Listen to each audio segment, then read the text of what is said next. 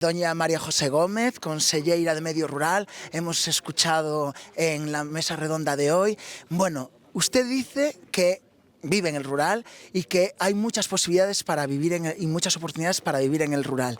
Desde la Xunta de Galicia o desde su consellería, ¿qué oportunidades nos puedes presentar hoy?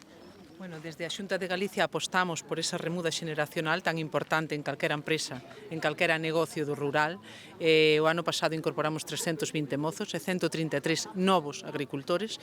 Este ano apostaremos na convocatoria deste ano especialmente por os mozos. Pero non só os que traballan no sector primario, non? Senón que temos outras liñas de axudas que son pequenos incentivos, non? Para que xente que queira emprender no rural en calquera outra actividade poida facelo, porque esas actividades pois tamén sosteñen o rural, non? Dende o turismo rural ata pois unha peluquería, un taller ou calquera tipo de comercio, non? E apoiamos pois con uns incentivos que sei que non son suficientes para crear un negocio, pero sí pois para promocionar, non? Que esa xente que quere emprender no rural e desde o rural o poida facer. Bueno, junto con nosotros tenemos varios ejemplos. Tenemos aquí a don Amancio López, presidente del grupo TUSA. Usted se comprometió con Chantada años atrás.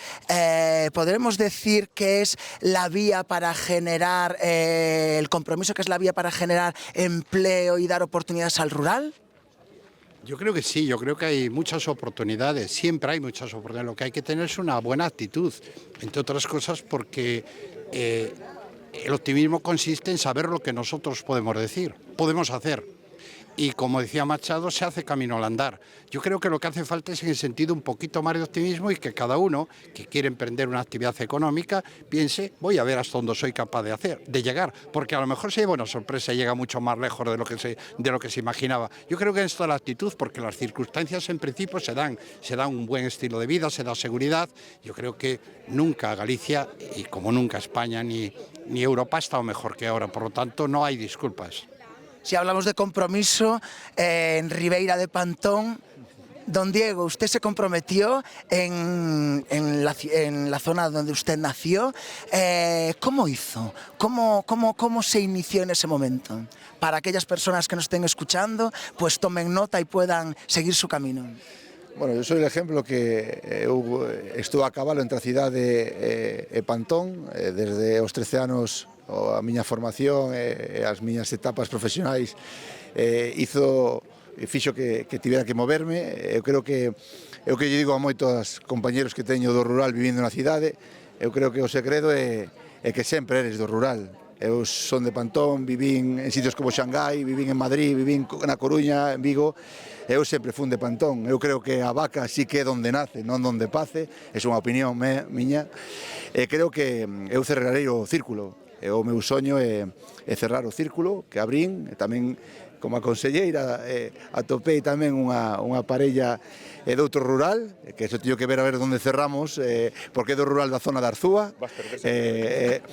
tal, pero temos un soño os dous, con nosas fillas e un fixo, bueno, creo que eu estou a cabalo entre a cidade e Pantón, bueno, eu creo que o segredo, dicía tamén a nosa conselleira, que eso é unha cuestión, unha decisión, e intentar animar a xente que temos moito no rural.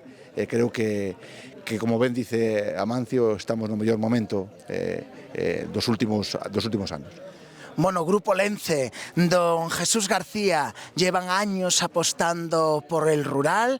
¿Qué motivaciones se encuentran desde el Grupo Lence para seguir apostando en estos años? Bueno, a motivación foi sempre a mesma, compromiso con Galicia, compromiso con nosos gandeiros, e seguimos nese camiño. Nos últimos 5 anos, sempre dice a nosa presidenta, doblamos a facturación e agora estamos nun plan estratégico para nos seguintes 5, que eu vexo complicado, como director de operacións é complicado, ¿no? Pero doblar outra vez a facturación.